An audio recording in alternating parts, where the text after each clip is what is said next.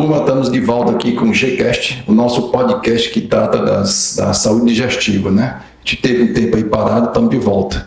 Hoje para tratar de um tema interessante, que é a doença inflamatória intestinal. E aí estamos com duas feras aqui, estamos com a doutora Daniela Calado, né, Daniela? Gastroenterologista e endoscopista, e estamos com o Dr. Rafael Corrêa Lima, coloproctologista. Já vou adiantando uma coisa interessante, hein? Por que eu falei isso aqui? Porque nós todos somos titulares da nossa sociedade, né? Nós temos a sociedade da FBG, né, Daniela? Sim. Que inclusive a Daniela é a presidente do capítulo Piauí, né, Daniela? Da FBG, Federação Brasileira de Gastroenterologia. Isso, Federado Piauí. Nós temos uma sociedade de endoscopia, que é a SOBED, a Sociedade Brasileira de Endoscopia Digestiva, e temos a da coloproctologia, né, Rafael? A Sociedade Brasileira de Coloproctologia.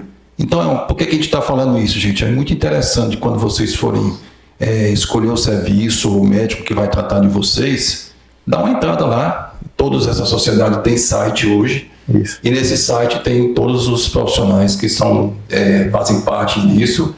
Isso garante que vocês estão fazendo um tratamento com um profissional que foi bem treinado, que recebeu uma titulação, né, Rafael? Praticamente um controle de qualidade, né? Pronto, que é muito importante. É uma coisa simples. Mas vamos até deixar depois aqui nas plataformas, ou no YouTube, quando você estiver assistindo, no Instagram, um link para a nossa sociedade, para poder facilitar. Bom, mas voltamos aqui. Vamos falar sobre doença inflamatória intestinal, até porque nós estamos terminando aqui o mês de maio, que inclusive os colegas aqui, os amigos, estão estilizando aqui com o maio roxo, que é uma homenagem, né, assim, do mês que a gente se dedica ao conhecimento e ao cuidado dos pacientes. Daniela, como você é clínica, vamos conversar com você. Se apresenta aí. Formou aonde? Fez residência aonde? Como é que foi? Eu sou Daniela Calado, gastroenterologista. Como o Lucide falou, sou atual presidente da Sociedade de Gastroenterologia aqui do Piauí, federada da FBG, né? Federação Brasileira de Gastroenterologia. Daniela, doença inflamatória intestinal, quais são os tipos que tem? As doenças inflamatórias intestinais são doenças crônicas, né? Ou seja, que não tem cura, que inflamam o trato gastrointestinal, e são basicamente duas: a doença de Crohn e a retocolite ulcerativa. São as duas conhecidas aí, né? Basicamente isso mesmo. Isso, são elas né? duas. E do ponto de vista, assim, Daniela, assim, para ser objetivo, de sintomas, tem alguma diferença entre as duas? Assim? Todas as duas doenças têm sintomas muito inespecíficos, né? Que também são frequentes em outras doenças. Mas, em geral, a retocolite, como acomete mais o reto e o colo, tende a ter mais puxo, sensação de dor ao evacuar, sangramento, né? E a doença de Crohn pode, inclusive, ter constipação, distensão abdominal, justamente porque pode pegar o trato gastrointestinal inteiro e aí pega também o intestino fino. E então eles acometem segmentos diferentes, assim. Isso. A doença de Crohn pode pegar da boca até o ânus, né? E a retocolite só o intestino grosso e o reto. Entendi. E do ponto de vista de idade dos pacientes, de local, é mais ou menos parecido ou não? Tem uma diferença, assim? De local da... De acometimento, assim, idade, assim, tem... A faixa etária pega tanto pacientes jovens, né, que justamente altera muito a qualidade de vida desses pacientes, que é na fase produtiva, né, dos 15 aos 30 anos. E tem o segundo pico também nos idosos, né, tanto a retocolite quanto a doença de Crohn. De acometimento, a retocolite é que só pega o colo e o reto, e a doença de Crohn pode pegar o reto, colo, doença jejuno... Dá uma impressão, Rafael, que parece que a doença de Crohn é mais agressiva aí, né? Parece que eu acho. Assim. A doença de Crohn, por ser penetrante, né? Ela traz complicações um pouco mais graves. E por ter acometimento de intestino delgado, ela também tem uma área maior de atuação, vamos chamar assim, e ela tem mais complicações. Então, do ponto de vista cirúrgico, do ponto de vista de tratamento, do ponto de vista de espoliação do paciente, de necessidade de percentual de pacientes que precisam de cirurgias, ela é mais agressiva, assim. No consultório de vocês, assim, vocês pegam mais retocolite ou mais doença de Crohn? Qual é o mais frequente aqui no Piauí?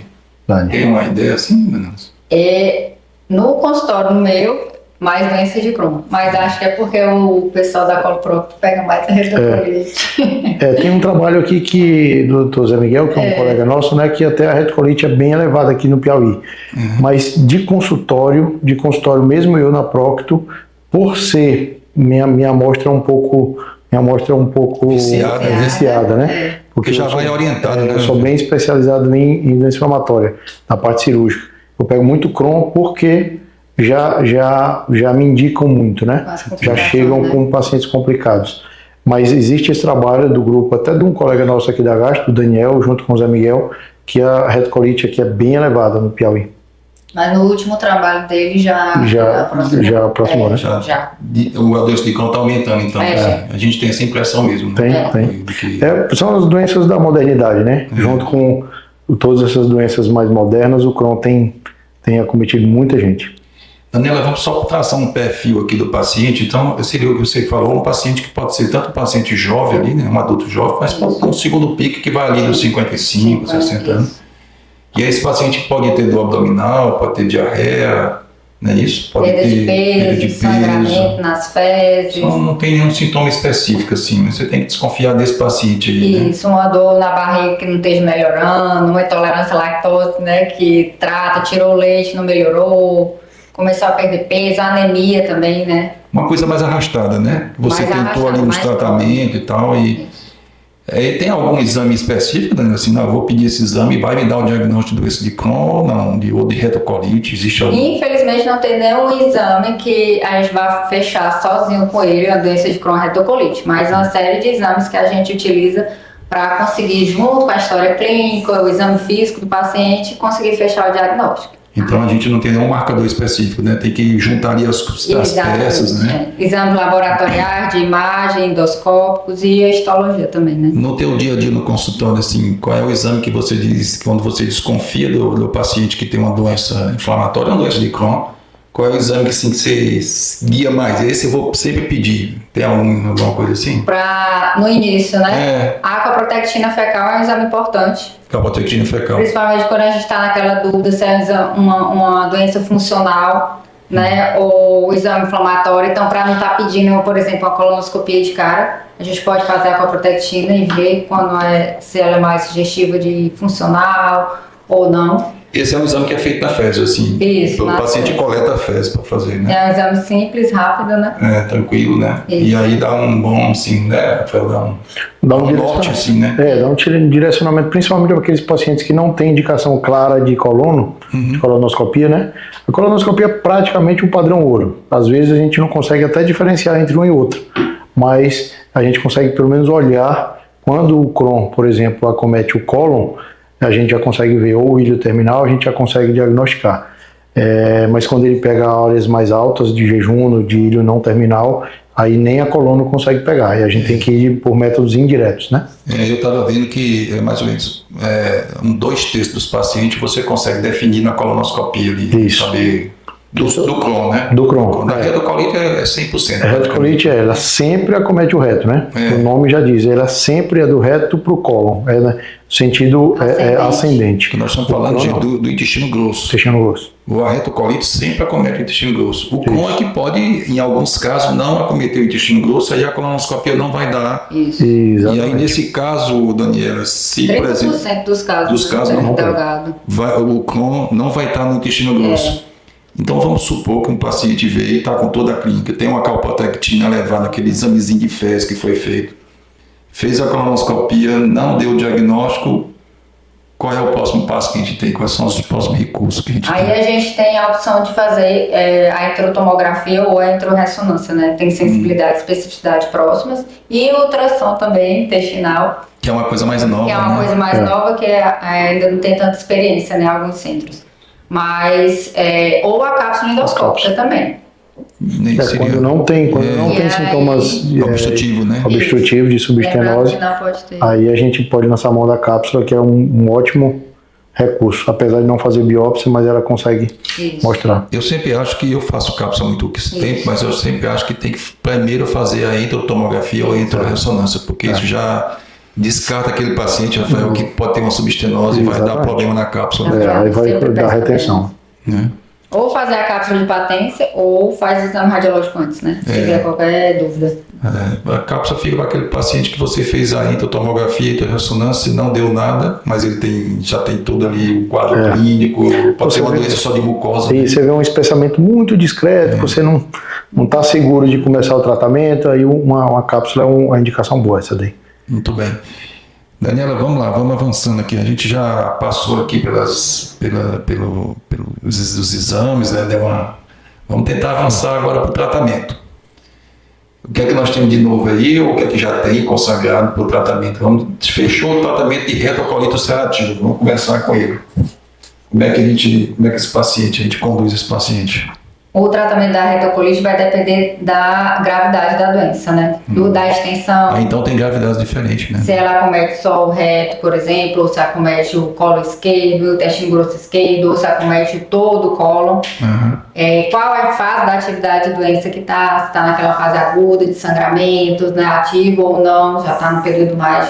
Vamos pegar o pior cenário, o paciente está realmente grave, com diarreia, com febre. Aí geralmente a gente tem alguns scores que a gente avalia. Se for uma doença mais leve, a moderada, a gente começa com corticoide, né, para tirar daquela fase mais aguda, e com anti-inflamatórios no intestino, que a gente chama, que é a mesalazina ou a sulfasalazina. Sim. E aí, se o paciente não responder às medicações, ou a gente fica dependente do corticoide, que é aquele paciente que a gente vai tirando o corticoide, volta a ter sangramento, volta a ter diarreia, a gente usa os imunossupressores ou os imunobiológicos, naqueles casos mais dependentes ou que não teve alguma intolerância, né, à medicação. Então você faz o escalonamento, né? Você começa com os medicamentos mais simples, né? Isso. Se não melhorar, vai para esses que são os medicamentos mais no caso de pegar, acometer só o reto, também a gente usa medicamentos tópicos, né? Supositório, enema, também tem uma resposta boa. Quando acomete só a parte distal ali, né? Distal. E na doença de Crohn parece que é a coisa mais complexa, né? A doença de Crohn, os aminoacilados, que é a mesalazina e a sulfasalazina, já não tem resposta boa, né? Então a gente termina também, na fase aguda faz corticoide, geralmente a gente já faz a questão dos imunossupressores ou imunobiológicos. Aí, hoje em dia tem várias opções, a gente vai depender do tipo do paciente, das comorbidades do paciente, né? Perfil de segurança das drogas, para a gente definir um ou outro. Esses biológicos, Daniela, parece que mudaram a história da doença inflamatória, né? Sim, com certeza. Um cavalo de pau aí, né? Por isso que os pacientes estão aí tendo vida longa, né? Antigamente... Isso começou faz muito tempo, esse negócio biológico? Os anti-TNFs já são mais antigos, né? Da década toda, mas todo ano vem chegando novos biológicos, né? Os últimos recentemente, então, acho que uns 3 anos para cá, alguns agora que estão incorporando no SUS.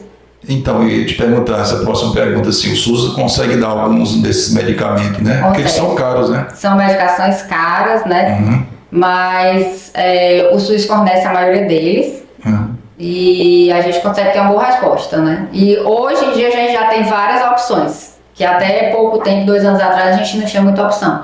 Hoje a gente já tem mais opções incorporadas no SUS. Me diz uma coisa, e depois que começa a tomar o biológico, ele tem que tomar o resto da vida? Tomar o resto da vida. É crônica, né? Sempre fazer acompanhamento com o especialista, justamente porque se começar a perder resposta, né, a gente tem a opção ainda de trocar para outro. Tem ainda algumas opções, não pode largar.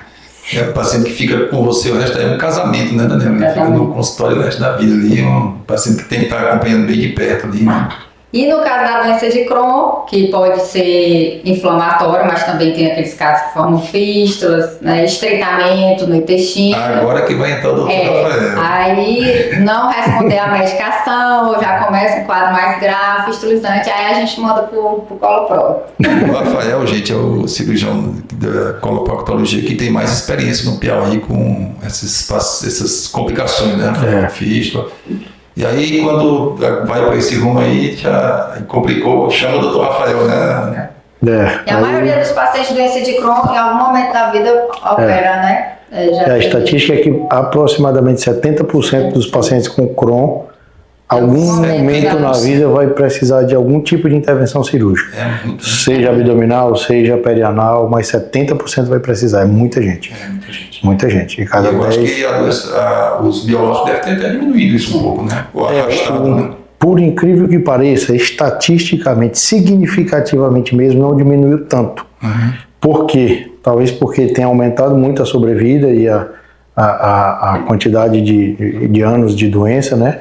E aumentou alguns tipos de complicações que antes não tinham. Por exemplo, o número de estenoses do intestino aumentou.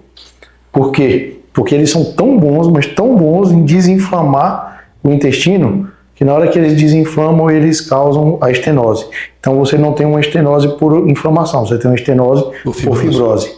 Então, assim, significativamente mesmo, eles não diminuíram tanto quanto se imaginava. Entendi. Mas a qualidade de vida do paciente, a resposta, assim, a morbimortalidade, não é usado esse termo, é mais para câncer, mas a sobrevida livre de doenças, com doença em remissão, aumentou bastante. Entendeu? Os pacientes ganharam mais anos de vida. E com a qualidade, com a qualidade melhor, né? incomparável. E eu acho que o impacto maior disso foi mesmo o biológico, a entrada dos biológicos, né? Apesar do custo, quando a gente fala o custo, não é custo só dinheiro, né? É o custo emocional, o custo de tudo, melhorou muito a entrada do biológico, né? Daniela, nós temos essa liga, já tem uma liga aqui em Teresina, né? Que junta os pacientes, dá um apoio psicológico. É a associação, né? Tu fala um pouco dela. É a Associação dos Pacientes Portadores de Crohn e Retocolite Norte-Nordeste, né? E aí ela faz todo esse suporte para todos os pacientes. Tem mais de 200, quase 300 pacientes na associação. E eles sempre fazem palestras educativas, um orienta o outro, tira dúvidas, né? Quando alguém tem um problema, por exemplo, falta de medicação, o SUS, eles já se mobilizam, ajuda também nessa parte política. Quando um troca de medicação, o outro que tem um pouquinho... Que sobrou, empresta. Ele se ajuda bastante. E dá um suporte psicológico também, nutricional, tem isso também? Tem. Associação. E é importante dizer que é uma associação de pacientes. Tem ajuda de especialistas, tem ajuda mas são como colaboradores, mas os presidentes, os conselhos, tudo é dos pacientes. É dos próprios pacientes. É o paciente legal, que organiza, que faz toda a movimentação. Legal. É legal por causa disso aí, que eles são bem... E como é que a pessoa faz para se associar? Tem um site, tem alguma coisa? Tem um site, tem um Instagram, pode colocar, Acron. A gente vai deixar aqui embaixo, vai deixar o link também bem interessante. da Acron, porque eu acho que isso é uma coisa interessante, bacana. Né? Eles participam dos congressos nacionais, da associação, eles são bem reconhecidos. Não é uma coisa local, não, eles são nacionais, eles são bem ativos, nacionalmente eles são se bem... mobilizam bem, né? A gente vê, sente isso, né? Sente. E eles participam muito, inclusive, do Maio Roxo, eles praticamente todos os movimentos eles que tocam. Bom, é isso aí, eu acho que ficou interessante, mas eu queria que você deixasse aí uma última mensagem para os pacientes que estão nos assistindo. Uma mensagem, qualquer coisa assim, para ficar à vontade, o microfone está aberto, Daniela. O que você acha? Assim? Que todos os pacientes que têm a doença inflamatória intestinal, né, apesar de ser uma doença crônica que não tem cura, mas a gente consegue com o tratamento fazer nutricional, tratamento clínico e cirúrgico nos casos que precisa, fazer o controle da doença para ter uma vida normal, ter uma qualidade de vida boa, voltar às suas atividades escolares, de trabalho, né? E conseguir seguir assim, a vida normal, vamos dizer. Rafael, deixa aí sua mensagem. Bom, quando o paciente geralmente quando chega comigo já é bem machucado, já bem psicologicamente bem já abatido, mas é o que a Dani falou, a doença de Crohn, mesmo aqueles que precisam de cirurgia, mesmo aqueles que estão com complicações já, que é a maioria das indicações cirúrgicas, eles têm uma qualidade de vida boa, a cirurgia não cura a doença, é importante dizer, mas ela controla muito os sintomas, ela melhora muito a qualidade de vida. E não é um fim de um caminho, pelo contrário, às vezes a cirurgia é o início do caminho, né? A gente trata muito como intratabilidade clínica, então tem aquele segmento intestinal, segmento colônico que não está respondendo. Depois que a gente resseca aquilo ali, tem uma melhora muito grande da qualidade de vida. E é isso aí, apesar é uma doença que machuca muito, são pacientes bem, já psicologicamente bem abalados, e aí é importante a gente dizer isso, que existe solução. Os pacientes são pegos assim na melhor idade, fase produtiva, fase produtiva, por isso é que o custo psicológico, o custo de trabalho, o custo social é muito grande, mas eles têm resolução, não tem cura, mas tem controle muito bom. É importante você se cuidar, É importante nunca abandonar o tratamento, apesar do tratamento ser muito forte, o tratamento envolver a dieta muito restrita, muito rigorosa, e é uma doença principalmente multidisciplinar. Não existe tratamento só com gasto, não existe tratamento só com próctose, não existe tratamento só com a nutricionista, não existe tratamento com uma especialidade só. É obrigatoriamente multidisciplinar. Se fosse psicólogo, nutricionista, gastroenterologista, proctologista, estomaterapeuta, tudo que for preciso a gente vai tendo que lançar a mão e, como a Dani falou, é para o resto da vida. Se você for paciente dela, no máximo você muda para outro, mas ficar sem tratamento é impossível. Eu acho que essa mensagem é mais importante. Primeiro que é uma doença crônica, mas que é uma doença controlável. Assim como é diabetes, pressão alta, né, que a gente tem, e que hoje a gente tem umas armas muito fortes para fazer isso, né? E também que a gente tem um time também preparado para isso aqui no Piauí. Isso é importante, inclusive com uma associação bem forte também, né? Essa palavra de otimismo aí. E aí a gente fica aqui à disposição, turma, nas nossas plataformas, tanto no YouTube como no Instagram, para qualquer pergunta, tanto eu como a doutora Daniela e o doutor Rafael, e vamos ficando por aqui. Também, turma, não se esqueça de se inscrever no canal, ativar a notificação e compartilhar esses vídeos aqui para as pessoas que você conhece, porque é uma mensagem de esclarecimento, principalmente para aquelas pessoas que às vezes precisam dessa informação para se guiar. Forte abraço aí para todos.